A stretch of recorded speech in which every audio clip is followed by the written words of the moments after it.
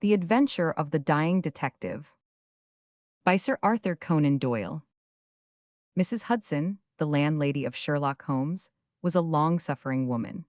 Not only was her first-floor flat invaded at all hours by throngs of singular and often undesirable characters, but her remarkable lodger showed an eccentricity and irregularity in his life, which must have sorely tried her patience. His incredible untidiness, his addiction to music at strange hours, his occasional revolver practice within doors, his weird and often malodorous scientific experiments, and the atmosphere of violence and danger which hung around him made him the very worst tenant in London.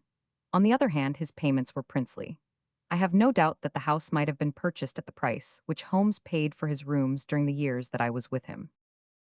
The landlady stood in the deepest awe of him and never dared to interfere with him, however outrageous his proceedings might seem. She was fond of him, too, for he had a remarkable gentleness and courtesy in his dealings with women. He disliked and distrusted the sex, but he was always a chivalrous opponent. Knowing how genuine was her regard for him, I listened earnestly to her story when she came to my rooms in the second year of my married life and told me of the sad condition to which my poor friend was reduced.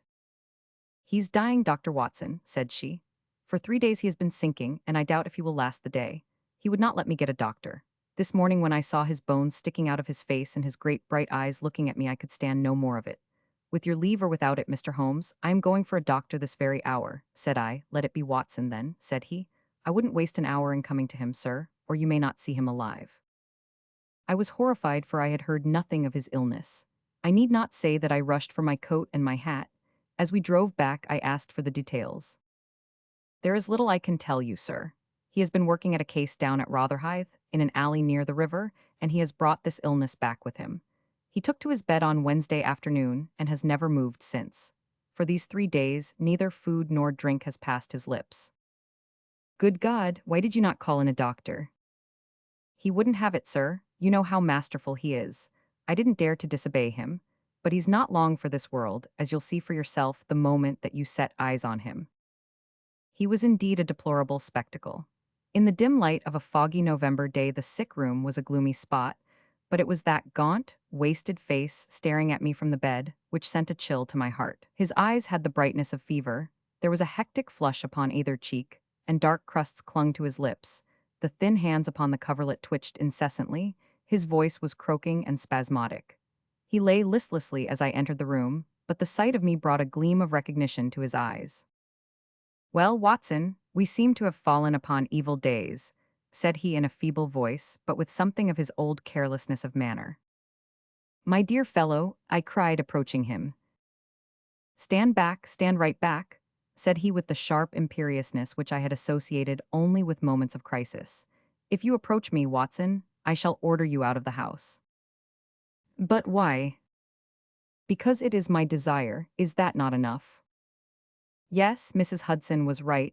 He was more masterful than ever. It was pitiful, however, to see his exhaustion. "I only wish to help," I explained. "Exactly. You will help best by doing what you're told." "Certainly, Holmes." He relaxed the austerity of his manner. "You are not angry?" he asked, gasping for breath. Poor devil, how could I be angry when I saw him lying in such a plight before me? "It's for your own sake, Watson," he croaked. "For my sake?" "I know what is the matter with me. It is a coolie disease from Sumatra, a thing that the Dutch know more about than we, though they have made little of it up to date. One thing only is certain. It is infallibly deadly, and it is horribly contagious." He spoke now with a feverish energy, the long hands twitching and jerking as he motioned me away. "Contagious by touch, Watson, that's it, by touch. Keep your distance and all is well." Good heavens, Holmes, do you suppose that such a consideration weighs with me of an instant? It would not affect me in the case of a stranger. Do you imagine it would prevent me from doing my duty to so old a friend? Again I advanced, but he repulsed me with a look of furious anger. "If you will stand there, I will talk. If you do not, you must leave the room." I have so deep a respect for the extraordinary qualities of Holmes that I have always deferred to his wishes, even when I least understood them. But now all my professional instincts were aroused. Let him be my master elsewhere, I at least was his in a sick room. "Holmes," said I, "you are not yourself. A sick man is but a child, and so I will treat you. Whether you like it or not, I will examine your symptoms and treat you for them. He looked at me with venomous eyes. If I am to have a doctor, whether I will or not, let me at least have someone in whom I have confidence, said he. Then you have none in me. In your friendship, certainly. But facts are facts, Watson, and after all, you are only a general practitioner with very limited experience and mediocre qualifications. It is painful to have to say these things, but you leave me no choice. I was bitterly hurt. Such a remark is unworthy of you, Holmes. It shows me very clearly the state of your own nerves. But if you have no confidence in me, I would not intrude my services. Let me bring Sir Jasper Meek or Penrose Fisher, or any of the best men in London. But someone you must have, and that is final.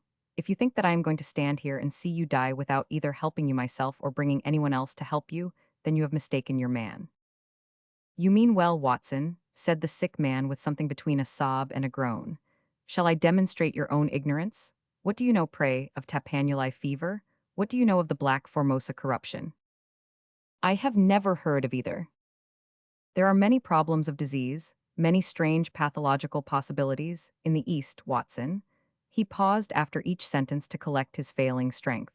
I have learned so much during some recent researches which have a medico-criminal aspect. It was in the course of them that I contracted this complaint. You can do nothing. Possibly not, but I happen to know that Dr. Ainstree, the greatest living authority upon tropical disease, is now in London. All remonstrance is useless, Holmes. I am going this instant to fetch him. I turned resolutely to the door. Never have I had such a shock. In an instant, with a tiger spring, the dying man had intercepted me. I heard the sharp snap of a twisted key. The next moment he had staggered back to his bed, exhausted and panting after his one tremendous outflame of energy. You won't take the key from me by force, Watson. I've got you, my friend. Here you are, and here you will stay until I will otherwise, but I'll humor you. All this in little gasps with terrible struggles for breath between.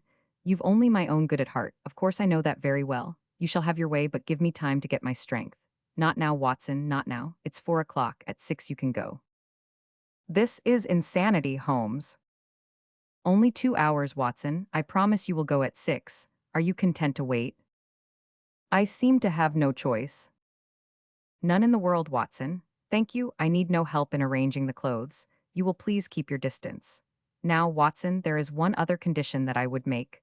You will seek help, not from the man you mention, but from the one that I choose. By all means.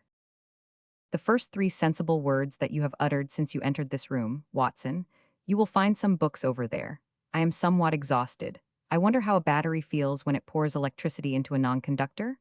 At 6, Watson, we resume our conversation.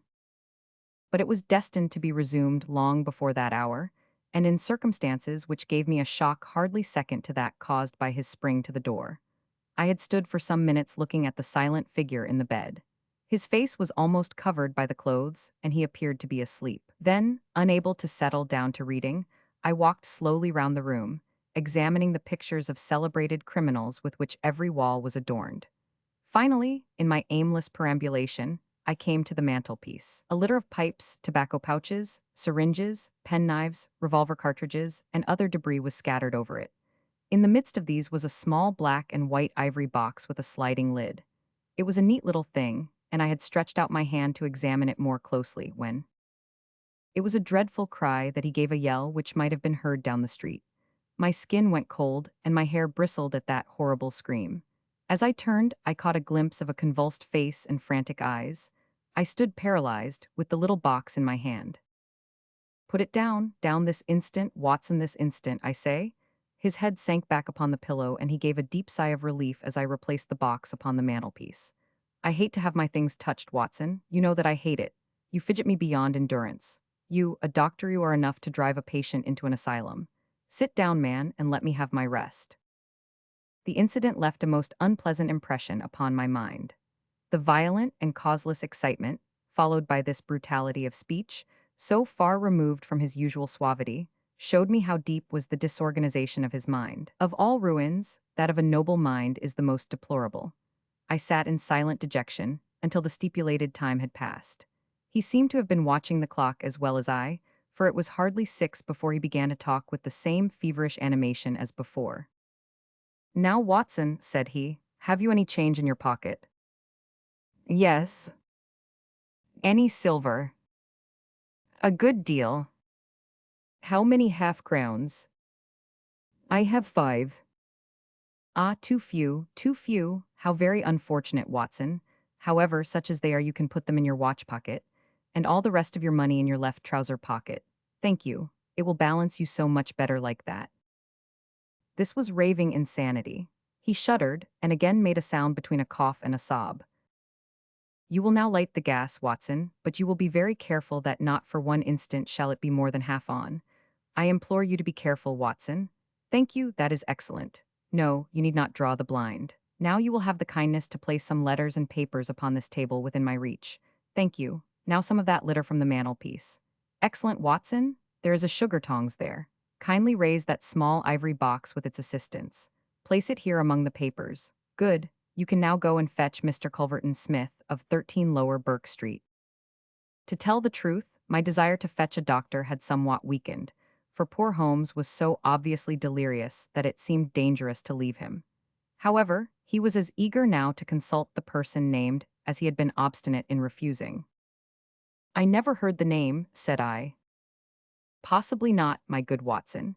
It may surprise you to know that the man upon earth who is best versed in this disease is not a medical man, but a planter.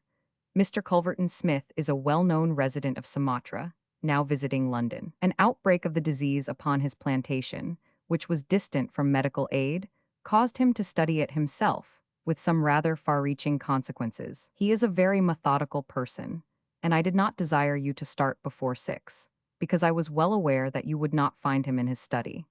If you could persuade him to come here and give us the benefit of his unique experience of this disease, the investigation of which has been his dearest hobby, I cannot doubt that he could help me. I gave Holmes's remarks as a consecutive whole, and will not attempt to indicate how they were interrupted by gaspings for breath and those clutchings of his hands, which indicated the pain from which he was suffering. His appearance had changed for the worse during the few hours that I had been with him. Those hectic spots were more pronounced, the eyes shone more brightly out of darker hollows, and a cold sweat glimmered upon his brow. He still retained, however, the jaunty gallantry of his speech. To the last gasp he would always be the master. You will tell him exactly how you have left me, said he. You will convey the very impression which is in your own mind, a dying and delirious man. Indeed, I cannot think why the whole bed of the ocean is not one solid mass of oysters, so prolific the creatures seem. Ah, I am wandering. Strange how the brain controls the brain. What was I saying, Watson? My directions for Mr. Culverton Smith. Ah, yes, I remember. My life depends upon it. Plead with him, Watson. There is no good feeling between us. His nephew, Watson, I had suspicions of foul play and I allowed him to see it. The boy died horribly. He has a grudge against me. You will soften him, Watson. Beg him, pray him, get him here by any means. He can save me, only he. I will bring him in a cab if I have to carry him down to it. You will do nothing of the sort. You will persuade him to come, and then you will return in front of him. Make any excuse so as not to come with him. Don't forget, Watson, you won't fail me. You never did fail me. No doubt there are natural enemies which limit the increase of the creatures. You and I, Watson, we have done our part. Shall the world then be overrun by oysters? No, no, horrible. You'll convey all that is in your mind. I left him full of the image of this magnificent intellect babbling like a foolish child. He had handed me the key, and with a happy thought I took it with me lest he should lock himself in. Mrs. Hudson was waiting, trembling and weeping in the passage. Behind me as I passed from the flat I heard Holmes's high, thin voice in some delirious chant. Below, as I stood whistling for a cab, a man came on me through the fog. "How is Mr. Holmes, sir?" he asked. It was an old acquaintance, Inspector Morton of Scotland Yard, dressed in unofficial tweeds. "He is very ill," I answered. He looked at me in a most singular fashion. Had it not been too fiendish, I could have imagined that the gleam of the fanlight showed exultation in his face. "I heard some rumor of it," said he. The cab had driven up and I left him. Lower Burke Street proved to be a line of fine houses lying in the vague borderland between Notting Hill and Kensington. The particular one at which my cabman pulled up had an air of smug and demure respectability in its old-fashioned iron railings, its massive folding door, and its shining brasswork. All was in keeping with a solemn butler, who appeared framed in the pink radiance of a tinted electrical light behind him. Yes, Mr. Culverton Smith is in. Dr. Watson? Very good, sir, I will take up your card. My humble name and title did not appear to impress Mr. Culverton Smith. Through the half-open door, I heard a high, petulant, penetrating voice. Who is this person? What does he want? Dear me, Staples, how often have I said that I am not to be disturbed in my hours of study? There came a gentle flow of soothing explanation from the butler. Well, I won't see him, Staples. I can't have my work interrupted like this. I am not at home. Say so. Tell him to come in the morning if he really must see me. Again, the gentle murmur. Well, well, give him that message. He can come in the morning or he can stay away. My work must not be hindered. I thought of Holmes tossing upon his bed of sickness and counting the minutes, perhaps, until I could bring help to him. It was not a time to stand upon ceremony.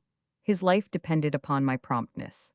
Before the apologetic butler had delivered his message, I had pushed past him and was in the room. With a shrill cry of anger, a man rose from a reclining chair beside the fire. I saw a great yellow face, coarse-grained and greasy, with heavy, double chin and two sullen, menacing gray eyes which glared at me from under tufted and sandy brows. A high bald head had a small velvet smoking cap poised coquettishly upon one side of its pink curve. The skull was of enormous capacity, and yet as I looked down I saw to my amazement that the figure of the man was small and frail, twisted in the shoulders and back like one who has suffered from rickets in his childhood. What's this? He cried in a high, screaming voice. What is the meaning of this intrusion? Didn't I send you word that I would see you tomorrow morning? I am sorry, said I, but the matter cannot be delayed, Mr. Sherlock Holmes. The mention of my friend's name had an extraordinary effect upon the little man. The look of anger passed in an instant from his face. His features became tense and alert. Have you come from Holmes? He asked. I have just left him. What about Holmes? How is he? He is desperately ill, that is why I have come. The man motioned me to a chair and turned to resume his own. As he did so, I caught a glimpse of his face in the mirror over the mantelpiece. I could have sworn that it was set in a malicious and abominable smile. Yet I persuaded myself that it must have been some nervous contraction which I had surprised, for he turned to me an instant later with genuine concern upon his features. I am sorry to hear this, said he. I only know Mr. Holmes through some business dealings which we have had, but I have every respect for his talents and his character. He is an amateur of crime, as I am of disease. For him the villain, for me the microbe. There are my prisons, he continued, pointing to a row of bottles and jars which stood upon a side table. Among those gelatine cultivations, some of the very worst offenders in the world are now doing time. It was on account of your special knowledge that Mr. Holmes desired to see you. He has a high opinion of you, and thought that you were the one man in London who could help him. The little man started, and the jaunty smoking cap slid to the floor. Why, he asked, why should Mr. Holmes think that I could help him in his trouble? Because of your knowledge of Eastern diseases. But why should he think that this disease which he has contracted is Eastern? Because, in some professional inquiry, he has been working among Chinese sailors down in the docks.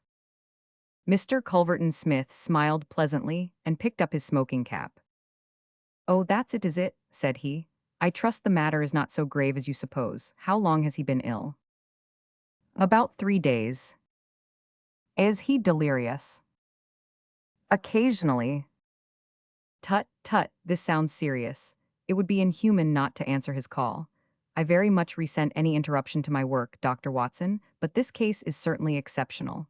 I will come with you at once. I remembered Holmes's injunction. I have another appointment, said I. Very good, I will go alone. I have a note of Mr. Holmes's address. You can rely upon my being there within half an hour at most. It was with a sinking heart that I re-entered Holmes's bedroom. For all that I knew, the worst might have happened in my absence. To my enormous relief, he had improved greatly in the interval. His appearance was as ghastly as ever, but all trace of delirium had left him, and he spoke in a feeble voice, it is true, but with even more than his usual crispness and lucidity. Well, did you see him, Watson? Yes, he is coming. Admirable, Watson, admirable, you are the best of messengers. He wished to return with me. That would never do, Watson. That would be obviously impossible. Did he ask what ailed me? I told him about the Chinese in the East End. Exactly. Well, Watson, you have done all that a good friend could. You can now disappear from the scene. I must wait and hear his opinion, Holmes. Of course you must. But I have reasons to suppose that this opinion would be very much more frank and valuable if he imagines that we are alone. There is just room behind the head of my bed, Watson. My dear Holmes, I fear there is no alternative, Watson. The room does not lend itself to concealment, which is as well as it is the less likely to arouse suspicion. But just there, Watson, I fancy that it could be done. Suddenly he sat up with a rigid intentness upon his haggard face. There are the wheels, Watson. Quick, man, if you love me. And don't budge, whatever happens, do you hear? Don't speak, don't move, just listen with all your ears. Then in an instant his sudden access of strength departed, and his masterful, purposeful talk droned away into the low, vague murmurings of a semi-delirious man. From the hiding place into which I had been so swiftly hustled, I heard the footfalls upon the stair, with the opening and the closing of the bedroom door. Then, to my surprise, there came a long silence, broken only by the heavy breathings and gaspings of the sick man. I could imagine that our visitor was standing by the bedside and looking down at the sufferer. At last that strange hush was broken. Holmes, he cried, Holmes, in the insistent tone of one who awakens a sleeper. Can't you hear me, Holmes? There was a rustling, as if he had shaken the sick man roughly by the shoulder. Is that you, Mr. Smith? Holmes whispered. I hardly dared hope that you would come. The other laughed. I should imagine not, he said. And yet you see I am here, coals of fire, Holmes, coals of fire. It is very good of you, very noble of you. I appreciate your special knowledge. Our visitor sniggered. You do? You are, fortunately, the only man in London who does. Do you know what is the matter with you? The same, said Holmes. Ah, you recognize the symptoms. Only too well. Well, I shouldn't be surprised, Holmes. I shouldn't be surprised if it were the same. A bad lookout for you if it is. Poor Victor was a dead man on the fourth day, a strong, hardy young fellow. It was certainly, as you said, very surprising that he should have contracted an out-of-the-way Asiatic disease in the heart of London, a disease, too, of which I had made such a very special study. Singular coincidence, Holmes. Very smart of you to notice it, but rather uncharitable to suggest that it was cause and effect. I knew that you did it. Oh, you did you? Well, you couldn't prove it anyhow.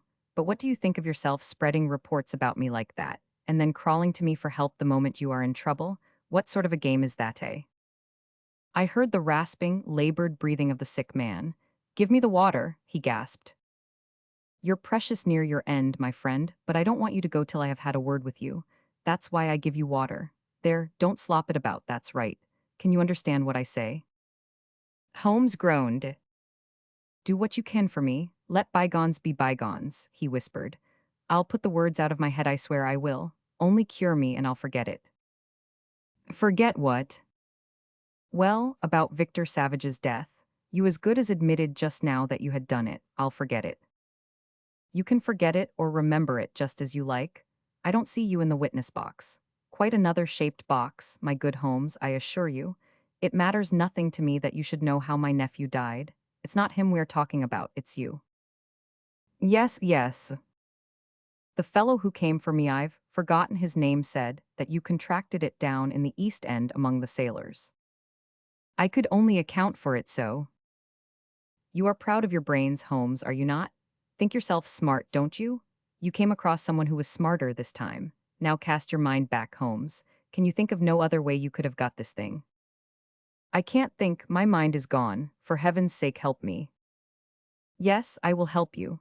I'll help you to understand just where you are and how you got there. I'd like you to know before you die. Give me something to ease my pain. Painful, is it? Yes, the coolies used to do some squealing towards the end. Takes you as cramp, I fancy. Yes, yes, it is cramp. Well, you can hear what I say, anyhow. Listen now. Can you remember any unusual incident in your life just about the time your symptoms began? No, no, nothing. Think again. I'm too ill to think. Well then, I'll help you. Did anything come by post? By post. A box by chance? I'm fainting, I'm gone. Listen, Holmes. There was a sound as if he was shaking the dying man, and it was all that I could do to hold myself quiet in my hiding place. You must hear me. You shall hear me. Do you remember a box and ivory box? It came on Wednesday. You opened it, do you remember? Yes, yes, I opened it. There was a sharp spring inside it, some joke. It was no joke, as you will find to your cost. You fool, you would have it and you have got it. Who asked you to cross my path? If you had left me alone, I would not have hurt you. I remember, Holmes gasped. The spring, it drew blood, this box, this on the table. The very one, by George, and it may as well leave the room in my pocket. There goes your last shred of evidence. But you have the truth now, Holmes, and you can die with the knowledge that I killed you. You knew too much of the fate of Victor Savage, so I have sent you to share it. You are very near your end, Holmes. I will sit here and I will watch you die. Holmes's voice had sunk to an almost inaudible whisper. What is that? Said Smith. Turn up the gas? Ah, the shadows begin to fall, do they? Yes, I will turn it up that I may see you the better. He crossed the room and the light suddenly brightened. Is there any other little service that I can do you, my friend? A match and a cigarette. I nearly called out in my joy and my amazement. He was speaking in his natural voice, a little weak, perhaps, but the very voice I knew. There was a long pause, and I felt that Culverton Smith was standing in silent amazement looking down at his companion. What's the meaning of this? I heard him say at last in a dry, rasping tone. The best way of successfully acting a part is to be it, said Holmes. I give you my word that for 3 days I have tasted neither food nor drink until you were good enough to pour me out that glass of water. But it is the tobacco which I find most irksome. Ah, here are some cigarettes.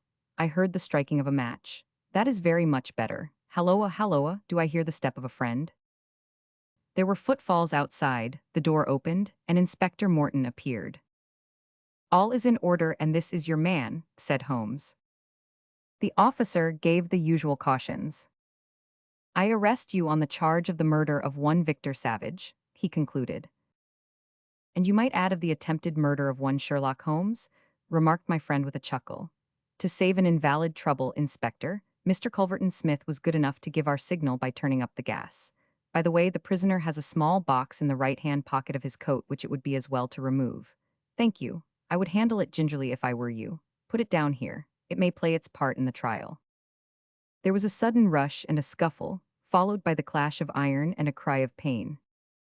You'll only get yourself hurt, said the inspector. Stand still, will you? There was the click of the closing handcuffs. A nice trap, cried the high, snarling voice. It will bring you into the dock, Holmes, not me. He asked me to come here to cure him. I was sorry for him and I came. Now he will pretend, no doubt, that I have said anything which he may invent which will corroborate his insane suspicions. You can lie as you like, Holmes. My word is always as good as yours. Good heavens, cried Holmes. I had totally forgot him. My dear Watson, I owe you 1,000 apologies. To think that I should have overlooked you. I need not introduce you to Mr. Culverton Smith, since I understand that you met somewhat earlier in the evening. Have you the cab below? I will follow you when I am dressed, for I may be of some use at the station. I never needed it more, said Holmes as he refreshed himself with a glass of claret and some biscuits in the intervals of his toilet. However, as you know, my habits are irregular, and such a feat means less to me than to most men. It was very essential that I should impress Mrs. Hudson with the reality of my condition, since she was to convey it to you, and you in turn to him. You won't be offended, Watson? You will realize that among your many talents dissimulation finds no place, and that if you had shared my secret, you would never have been able to impress Smith with the urgent necessity of his presence, which was the vital point of the whole scheme. Knowing his vindictive nature, I was perfectly certain that he would come to look upon his handiwork. But your appearance, Holmes, your ghastly face. 3 days of absolute fast does not improve one's beauty, Watson. For the rest, there is nothing which a sponge may not cure. With Vaseline upon one's forehead, belladonna in one's eyes, rouge over the cheekbones, and crusts of beeswax round one's lips, a very satisfying effect can be produced. Malingering is a subject upon which I have sometimes thought of writing a monograph. A little occasional talk about half-crowns, oysters, or any other extraneous subject produces a pleasing effect of delirium. But why would you not let me near you, since there was in truth no infection? Can you ask, my dear Watson? Do you imagine that I have no respect for your medical talents? Could I fancy that your astute judgment would pass a dying man who, however weak, had no rise of pulse or temperature, At 4 yards, I could deceive you. If I failed to do so, who would bring my smith within my grasp? No, Watson, I would not touch that box. You can just see if you look at it sideways where the sharp spring like a viper's tooth emerges as you open it. I dare say it was by some such device that poor savage, who stood between this monster and a reversion, was done to death. My correspondence, however, is, as you know, a varied one, and I am somewhat upon my guard against any packages which reach me. It was clear to me, however, that by pretending that he had really succeeded in his design, I might surprise a confession. That pretense I have carried out with the thoroughness of the true artist. Thank you, Watson. You must help me on with my coat. When we have finished at the police station, I think that something nutritious at Simpson's would not be out of place.